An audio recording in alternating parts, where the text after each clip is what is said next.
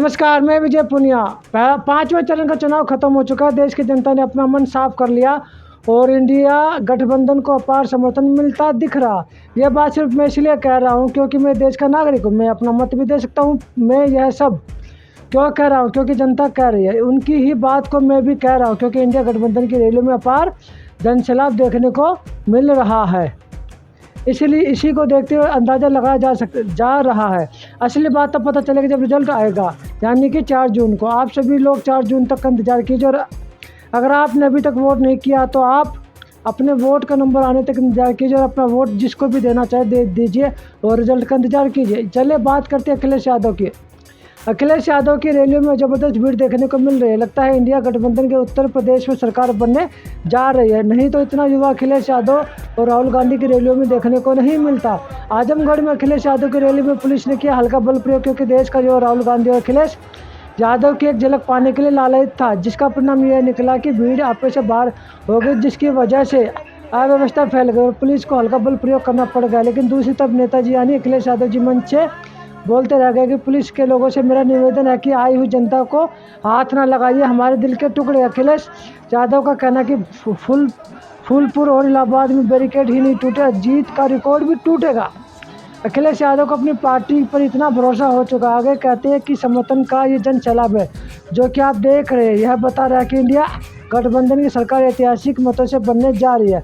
आगे कहते हैं कि भाजपा की हार इतिहास में दर्ज होगी और लोग भाजपा को भुला देंगे। यह कहना अखिलेश यादव का आज इतना भरोसा हो गया। भरोसा तो होना ही है।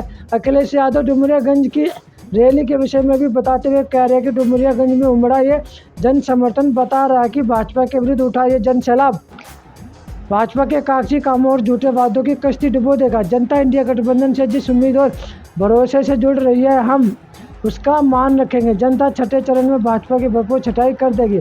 उत्तर प्रदेश के हर जिले का दौरा करते हुए अखिलेश यादव और राहुल गांधी की रैली में उमड़ रहे जन सैलाब से अंदाजा लगा सकते हैं कि अखिलेश यादव की पार्टी समाजवादी पार्टी को समर्थन मिल रहा है। चलिए बात करते हैं अखिलेश यादव के जीवन परिचय के। उनका नमस्ते। पहले तो सारे देशवासियों को, मैं डॉक्टर अर्चना मिश्रा हूँ, गायनेकोलॉजिस्ट हूँ। मैं सुबह 7 बजे से आई। सबसे पहले तो मेरा वोटर आईडी ही नहीं मिला मुझे, बहुत पहले अप्लाई करने के बाद। मैं महाराष्ट्र से हूँ, यहाँ का यूपी का मेरा पहला वोट है।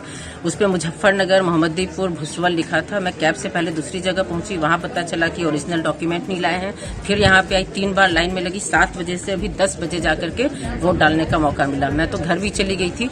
डिजिटल इंडिया की बात करते हैं, डिजी लॉकर, डिजी यात्रा होता है, तो इसके लिए भी कुछ डिजिटल व्यवस्था होनी मतलब आपके पास मोबाइल में आइडेंटिटी प्रूफ था? हाँ, मेरे तो पास उसको लेकर मान नहीं रहे थे? नहीं मान रहे थे। मोबाइल में मैंने दिखाने की कोशिश की कि देख लीजिए, वेरीफाई कर लीजिए। अंदर भी जाके वेरीफाई होता है। मेरा हाथ जोड़ के प्रार्थना है कि जो भी पार्टी आए बस इतना कर दे कि जहां हम पैन डिजिटल इंडिया की बात करते हैं, हर जगह अंगूठा लगता है, आधार कार्ड बना है, थंब इम्प्रेशन है। आप अंगूठा लगवाइए, वेरीफाई कीजिए, अंदर जाने दीजिए, वोट डालने दीजिए। यहाँ लोग गर्मी में, धूप में इतने परेशान हैं। आप अगर देख सकते हैं, एकदम पतली सी लाइन है, उसी में लेडीज, उसी में जेंट्स, न पंखा है न कोई व्यवस्था है।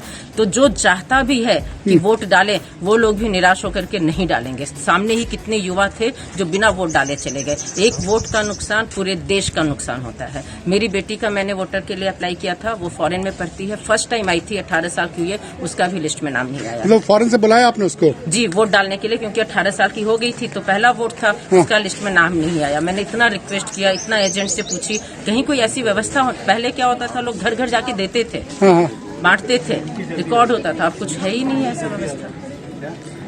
3 घंटे लगाया आपने वोट देने? 3 घंटे लग गया पूरा? जी जी जी, बहुत। चलिए, आपने बड़ी जिम्मेदारी निभाई। 3 घंटे वापस गई और फिजिकल आधार लेके आई, जबकि इसकी जरूरत नहीं थी।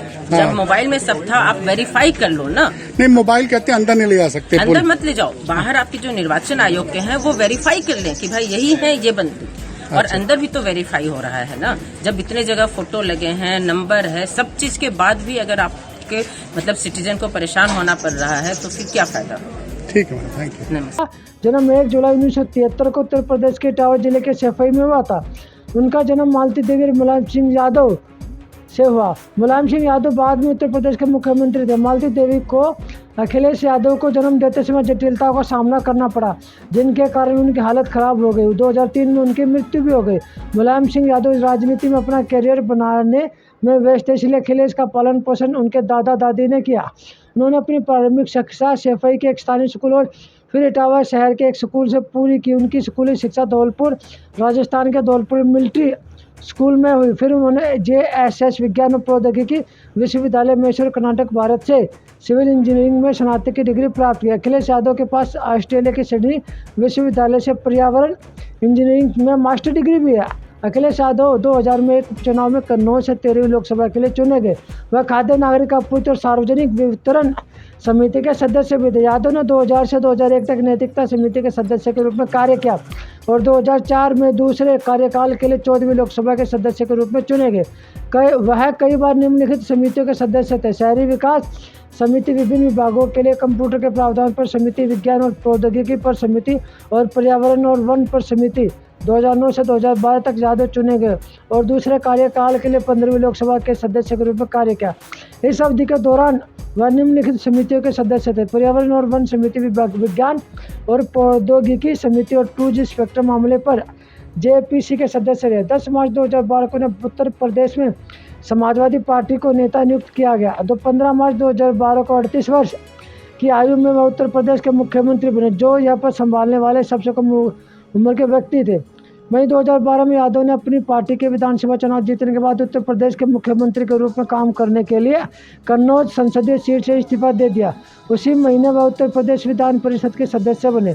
2017 के विधानसभा चुनाव में यादव के नेतृत्व वाला सपा कांग्रेस गठबंधन सरकार बनाने में असमर्थ रहा। उन्होंने 11 मार्च को राज्यपाल राम नाईक को अपना इस्तीफा सौंप दिया था। 2019 के भारतीय आम चुनाव और 2022 के उत्तर प्रदेश विधानसभा चुनाव में यादव को एक साथ संसद और राज्य विधानसभा के लिए चुना गया। बाद में यादव ने अपनी राज्य विधानसभा सीट बरकरार की और इस तरह लोकसभा में अपना इस्तीफा सौंप दिया। यादव ने 16 मार्च 2012 को 38 वर्ष की आयु में उत्तर प्रदेश के 20वें मुख्यमंत्री के रूप में शपथ ली।